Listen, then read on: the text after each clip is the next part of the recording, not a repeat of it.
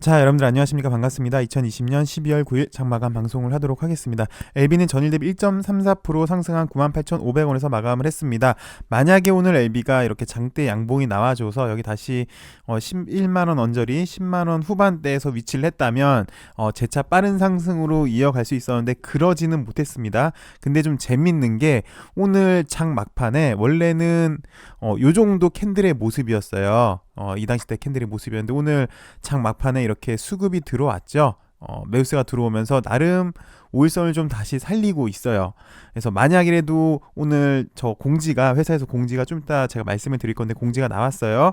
간세포함이랑 신장암에 관한 뉴스가 나오면서 매수세가 붙어서 이렇게 다시 살려는 놨습니다. 만약 미세하긴 하지만 그게 안 나왔다면 이 당시 때 수급이랑 비슷해서 좀 더 지지부진한 그런 모습을 연출을 할 뻔했는데 미세하지만 오늘 장 막판에 좋은 뉴스가 나오면서 일단 좀 살렸다는데 의미가 좀 있고요. 구태여 보시자면 요 당시 때 수급이랑 좀 비슷하지 않나 싶습니다. 근데 이 당시 때는 5일선을 회복을 못했는데 일단 요 당시 때보다는 살짝 좀 더 나은 수급이긴 하고요. 오늘 장마판에 뉴스가 나옴으로써 그저 그럴 뻔했던 그런 차트가 좀 더 살려줬다는 거는 다시 5일선을 좀 살리면서 2, 3일 정도 눈치 보고 재차 올릴 수 있는 그런 기대감을 준 하루였다고 보여집니다. 큰 흐름에서 보시면 LB는 강력한 소식을 원하는데요. 그렇지 못하니까 전반적인 바이오 흐름에 연동하는 특히 오늘만 놓고 보면 어제 오늘만 놓고 보면은 셀트 관련주에 따라 움직이는 모습을 보여줬습니다.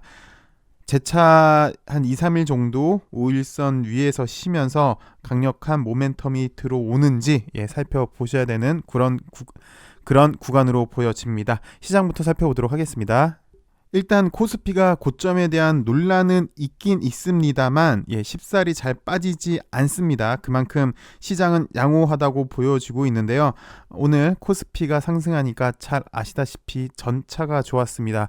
삼성전자는 3%대 상승, 하이닉스는 약 5%대 상승하면서 코스피가 가니까 역시 전기, 삼성전자, 하이닉스가 간다라고 했는데 좀 특이한 게 삼성전자는 목표치를 9만원으로 잡았더라고요. 그리고 하이닉스는 16만원으로 잡았는데 옅은 상승세가 상당히 무섭습니다. 외국인들이 한국 시장을 살 때 대한민국 대표 업종을 산다. 대표는 삼성전자, 하이닉스, 특히 전기전자 쪽, 그리고 두 번째는 차 관련주, 전차. 그래서 현대차도 오늘 나름 양호한 모습을 보였는데 얘는 이제 확실히 요 19만원 요거를 완전히 돌파해서 매수세가 붙느냐가 좀 문제인 것 같아요. 어찌됐건 대한민국을 대표하는 5대 업종은 전기, 전자, 두 번째는 자동차, 세 번째는 이제 중공업, 화학, 철이거든요. 제가 보기엔 오늘 에이스는 현대제철이었어요. 그래서 여기 오늘 철 쪽으로도 매기가 간 모습.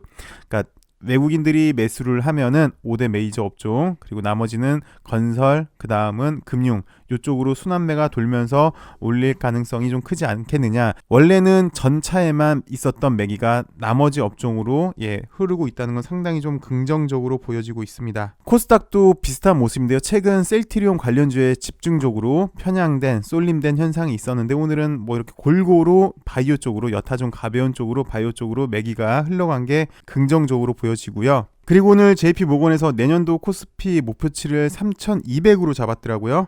그렇게 제시를 했는데 눈여겨보실 만한 게 내년에도 전기, 전자, 그리고 차, 그리고 5G 등이 좋을 걸로 이렇게 예상을 했는데 눈에 띄는 거는 셀트 관련주들은, 셀트 삼형제는 비관적으로 보고 있다는 게 사실 눈에 좀 띕니다. 셀트 관련주는 좀 주목을 하셔야 되는 게 어제도 여러분들 느끼셨겠지만 바이오 투심에 영향을 상당히 많이 주죠. 그리고 여기 2017년도 후반때 셀트가 이렇게 급등을 한 이후에 또 여타 바이오 관련주로 매기가 확산되기도 했었는데요. 셀케를 다시 볼게요. 왜 이런 말씀을 드리냐면 첫 번째, 좀 전에도 말씀드렸지만 셀트 관련주들은 바이오 투심에 좀 많은 영향을 주고, 두 번째는 공매도 영향이 상당히 커요. 바이오랑 공매도랑은 뗄래야 뗄 수 없는 그런 관계인데 셀케 공매 평균 단가가 6만원 정도로 예상이 되는데 지금 가격은 15만원이죠. 그러면 약 200% 이상 손해이긴 한데 이걸 어떻게 공매들이 할지가 사실 시장의 관심이긴 합니다. 그래서 일각에서는 이런 얘기도 있어요. 이 당시 때 쇼스키즈가 나오긴 나왔잖아요. 일부러 쇼스키즈 만들어서 개인들 따라붙지 못하게끔 만들어 놓고 일부러 과도하게 단기 고점 만들어서 그 물량을 현물로 내려쳐서 고점에서 단기 고점에 대한 부담감 그리고 투매가 투매를 부르는 그런 상황을 연출하려고 하지 않을까라는 그런 소리도 있긴 있는데, 물론 단기적으로 보시면 셀트 관련주가 급등한 건 맞긴 맞습니다. 근데 외인들의 공매 물량 때문에 이렇게 JP모건에서 부정적인 뉴스를 퍼뜨리고 바이오 투심 악화시키려고 하는 게 아닌지 좀 충분히 의심이 가는 구간입니다. 왜 이렇게 말씀을 드렸냐면 이것도 LB랑 어떻게 보면 큰 흐름에서는 공매 물량이랑 연관이 있지 않을까, 특히 외국인 공매 물량이랑 연관이 있지 않을까 싶어서 이렇게 말씀을 일단 셀케 차트를 좀 보시면 이 당시 때 모습이랑 좀 비슷해요. 그래서 이렇게 급등한 게 이렇게 딱 위아래 샛별이 거래가 좀 줄고 샛별이가 나오면 일단 변동성 극대화되는 게 와해가 되는 거거든요. 그러니까 변동성이 상당히 크다가 요거 나오면은 변동성이 이 당시 때보다는 좀 줄어드는 모습이에요. 얘도 보시면 단기적으로 이만큼의 큰 폭의 상승 하락이 있었잖아요. 요걸로 인해서 아마 변동성은 좀 줄어들 것 같습니다. 이 당시 때도 그랬어요. 요걸로 인해서 변동성은 좀 줄었고, 참고로 우리 LB도 마찬가지였어요. 이 당시 때 이렇게 변동성이 컸잖아요. 단기 급등에 의해서 위아래 이렇게 상당히 큰 폭의 변동성이 있는데 요거 나오면서 요 이틀 나오면서 나름 변동성이 좀 줄어들었습니다. 그리고 재차 단기적으로 방향성을 노린 구간이었는데 와해가 됐죠. LB 같은 경우도 어찌되었건 요거 때문에 변동성은 좀 없어지지 않을까 싶고요. 일반적으로 변동성은요, 신풍제약이 전형적인 차트이긴 합니다. 이렇게 급등이 나온 다음에 급락이 나와요. 이렇게 변동폭이 상당히 크잖아요. 근데 요거 돌 하나로 나름 변동성이 줄어들고 얘 같은 경우는 다시 이렇게 쌍바닥을 만들고 재차 여기 위를 테스트한 그런 차트였는데, 어찌되었건 드리고 싶은 말씀, 오늘은 요 정도로 변동성이 약간 둔화가 되지 않을까, 셀케 같은 경우는. 그리고 결국 바이오 투심이 LB한테도 어제 오늘 영향을 줘서 이렇게 말씀을 드렸습니다. 이제 LB를 살펴보도록 하죠. 오늘 장 막판에 이런 회사에서 이런 공지를 보내줬는데요. 나름 좋은 소식이 나왔습니다. 애초 LB는 여러분들 잘 아시겠지만 임상 설계할 때부터 병용을 목표로 병용에 적합하게 하도록 설계를 했는데, 오늘 그에 대한 뉴스가 간세포암 같은 경우는 병용이고요. 캄렐리주맙이랑 병용이고, 신장암 같은 경우는 단독에 대한 임상 결과를 발표를 했습니다. 살펴보도록 할게요. 첫 번째 간세포암이고요. 남방이과대학, 남펑병원, 순더병원과 중산대학 제1부속병원 등 5개 기관에서 진행성 간세포암 환자를 대상으로 리보, 캄렐리주맙 병용요법에 대한 후향적 임상 결과를 발표했습니다.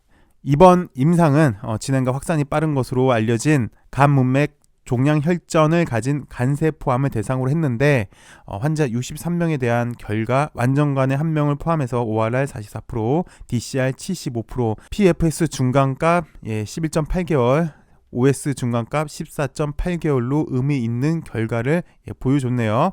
그리고 신장암 같은 경우는 하얼빈 이과대학 안병원에서 신장암 환자를 대상으로 리보세라닙 단독 치료 임상 결과를 발표했는데, 전이성 신장암 환자 53명에 대한 결과 ORR 26.4%, DCR 84.9%, PFS 중간값 11.2개월로 의미 있는 결과가 나왔다 라는 뉴스였어요. 여전히 리보세라닙의 효능은 좋구나, 특히 간세포암 쪽에 대해서 좋고 리보세라닙 신장암 쪽으로도 상당히 좋구나, 그래서 적응증이 계속해서 확대되고 있고 중국에서부터의 로열티도 이제 받고 있는데, 이렇게 적응증이 확대되는 게 직접적인 리보세라닙의 로열티 수익 증대 그리고 약의 효능 증대가 상당히 인상적인 그런 결과였는데요. 그런데 한계를 구태여 말씀을 드리면 의미 있는 임상 결과, 그래서 기대치를 주기에는 충분했는데 단 시장의 요구치는 이제 눈에 보이는 그런 결과를 요구하고 있는 모습입니다. 그래서 오랫동안 회사에서 준비했으니까 그 결과치를 이제 신청을 해야 할 듯 합니다. 오늘 나름 막판에 이런 뉴스로 좋은 흐름, 만약 이런 뉴스가 나오지 않았다면 그냥 지지부진한 모습으로 이렇게 된다면 또 이런 모습을 보일 뻔했는데, 그래도 장 막판에 이런 뉴스가 나오면서 한번 살짝 좀 더 기대를 할 수 있게끔 만들어준 그런 하루이지 않았나 싶습니다. 시청해주셔서 감사하고요. 나름 약의 효능은 계속해서 증가하고 있습니다. 문제는 시세죠. 갈 듯 말 듯 갈 자리에서 와야 되고 그래서 많이 좀 답답은 한데 여러분들 힘내시고 리보세라님의 성공을 기원합니다. 오늘도 좋은 하루 되시고요. 행복한 하루 되시고요. 내일 좋은 소식으로 찾아뵙겠습니다. 감사합니다.